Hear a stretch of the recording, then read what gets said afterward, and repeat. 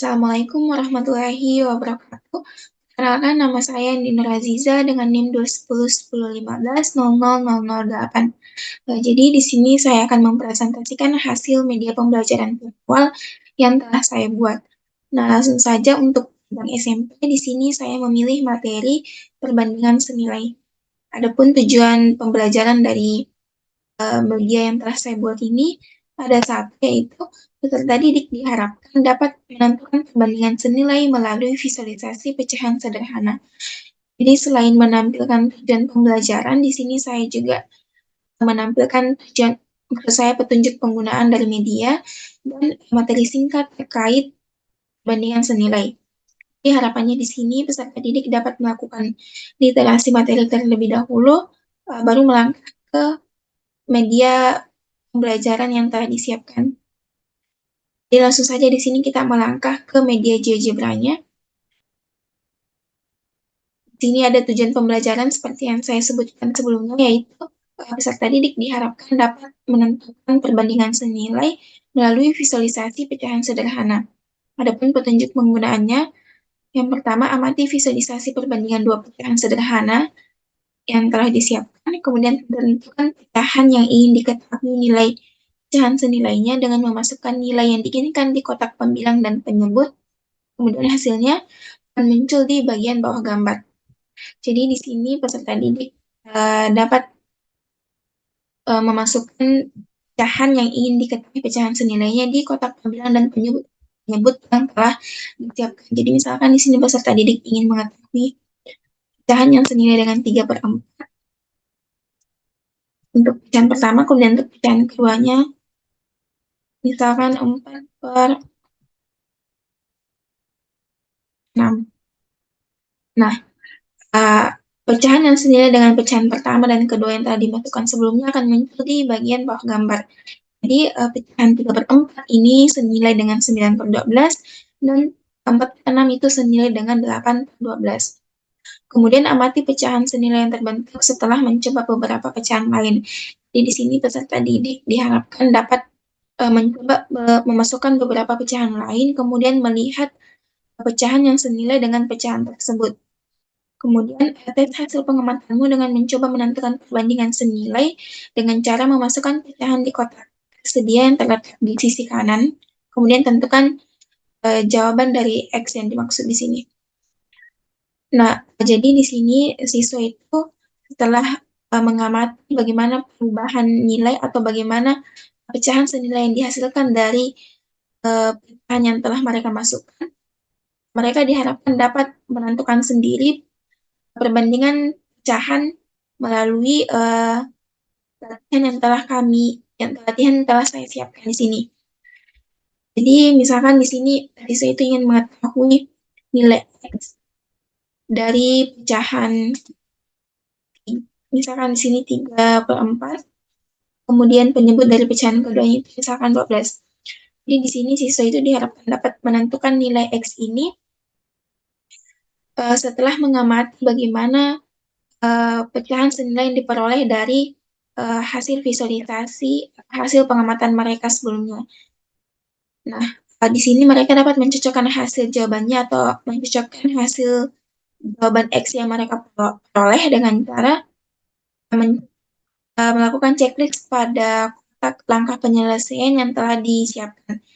Jadi untuk langkah pertama, mereka dapat menceklis bagian kotaknya, maka akan muncul langkah pertama dari penyelesaiannya yaitu 3/4 sama dengan X per 12, kemudian langkah kedua, X kali 4 sama dengan 3 kali 12, selanjutnya langkah ketiga, X sama dengan 3 kali 12 per 4, langkah keempat, X sama dengan 36/4.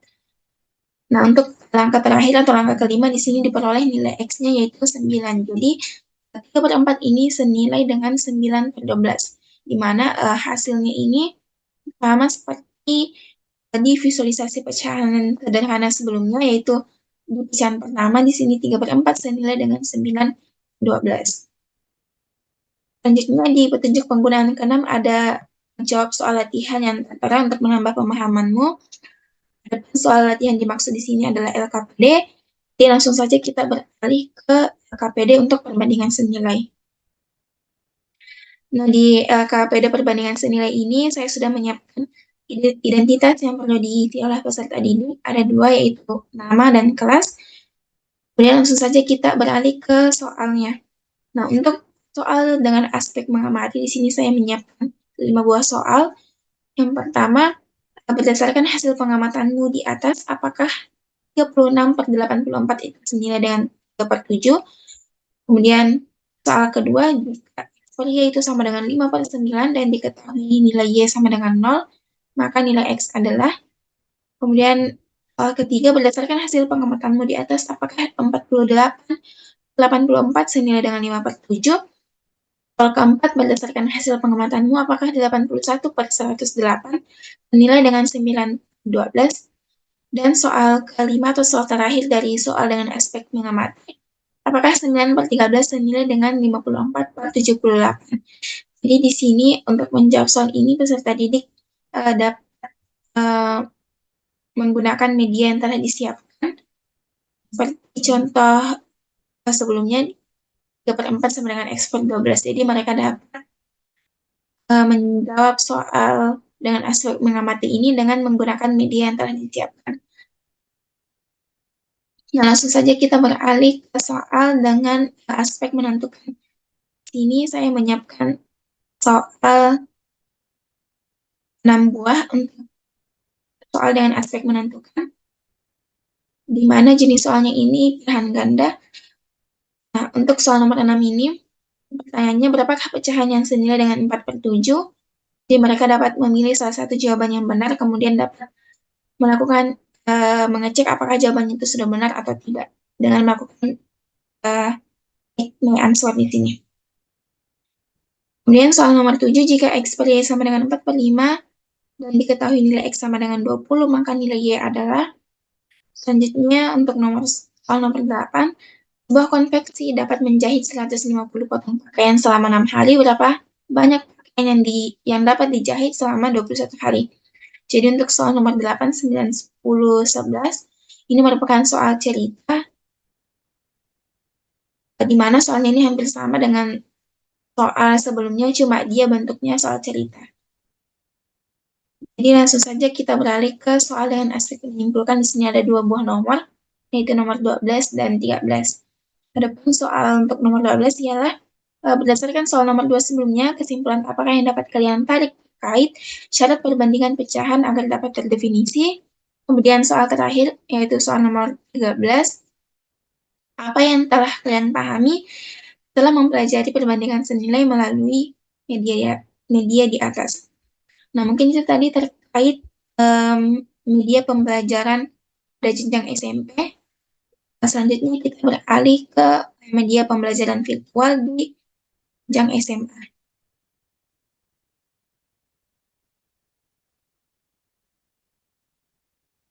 Jadi di jenjang SMA ini saya memilih materi irisan kerucut berupa parabola. Adapun tujuan pembelajarannya ada dua. Yang pertama, peserta didik diharapkan dapat mengetahui berbagai bentuk irisan kerucut. Kemudian yang kedua, peserta didik diharapkan dapat menentukan persamaan dari parabola yang terbentuk. Jadi sama seperti media pembelajaran virtual jenjang SMP sebelumnya, di sini saya juga menampilkan petunjuk penggunaan media dan materi singkat terkait irisan kerucut dan parabola. Sama seperti sebelumnya, diharapkan di sini peserta didik dapat melakukan literasi materi terlebih dahulu, kemudian beralih ke media GeoGebra yang telah disiapkan. Nah, di sini langsung saja kita beralih ke media GeoGebra yang pertama. Di sini ada irisan kerucut. Adapun petunjuk penggunaannya, perhatikan berbagai macam irisan kerucut yang dapat terbentuk dengan menggeser slider A, B, C, dan D yang telah disiapkan. Jadi apabila maksud saya apabila ada 2 buah kerucut, kemudian masing-masing ujungnya itu disatukan, lalu diiris oleh sebuah bidang, maka akan terdapat irisan dari kerucut tersebut. Nah, di sini peserta didik dapat mengetahui berbagai irisan kerucut yang dapat dihasilkan dengan menggeser slider A, B, C, dan D yang telah disiapkan.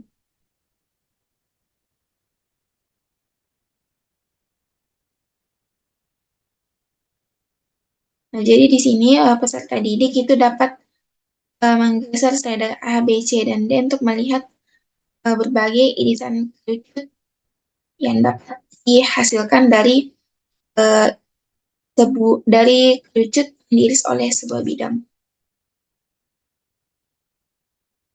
Langsung saja kita beralih ke media GeoGebra yang kedua. Di sini terkhusus untuk parabola.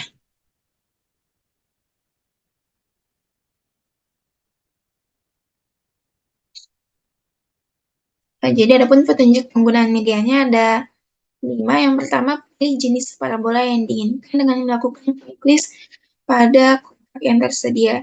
Jadi misalkan di sini siswa itu memilih jenis parabola dengan sumbu vertikal. Kemudian langkah selanjutnya geser slider P, H, dan K untuk mendapatkan titik fokus yang diinginkan.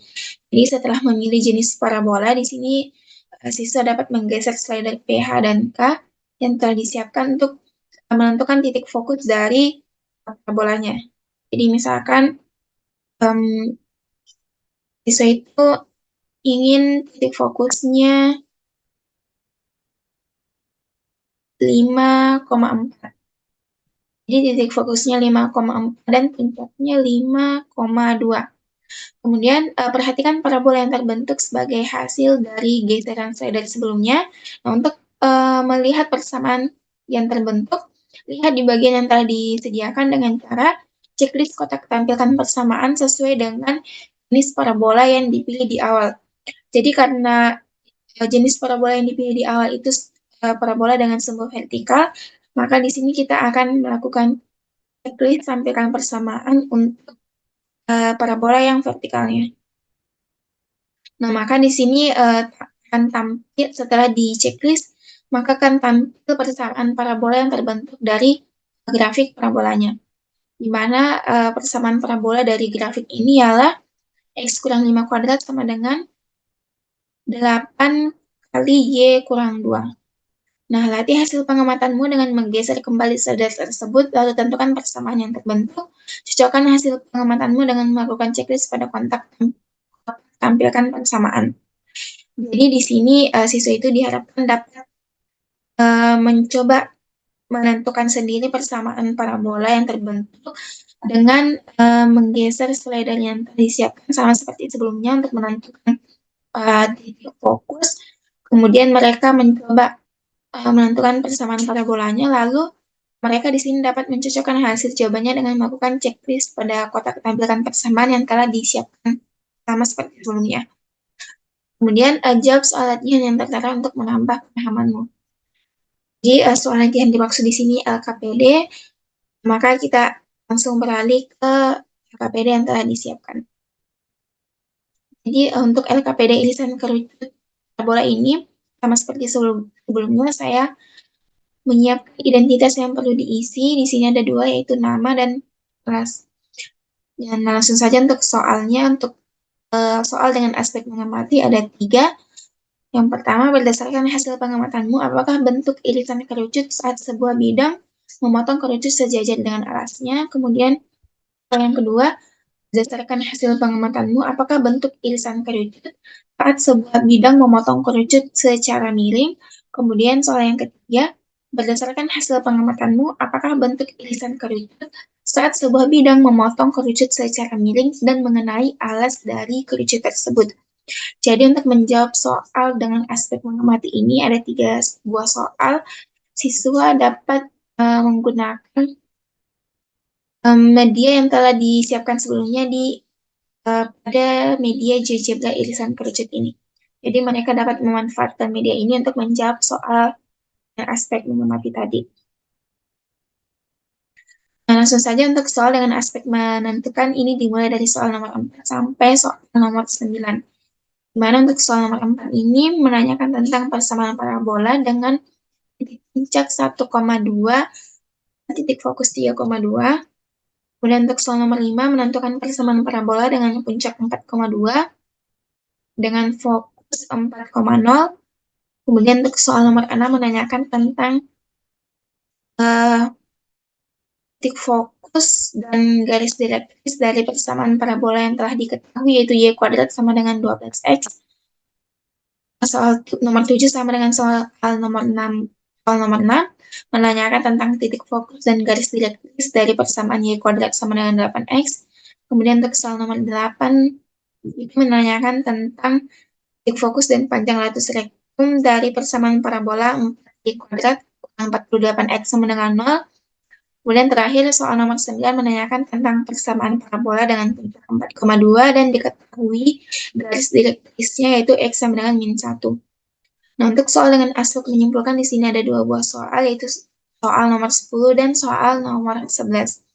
Jadi untuk soal nomor 10 ini,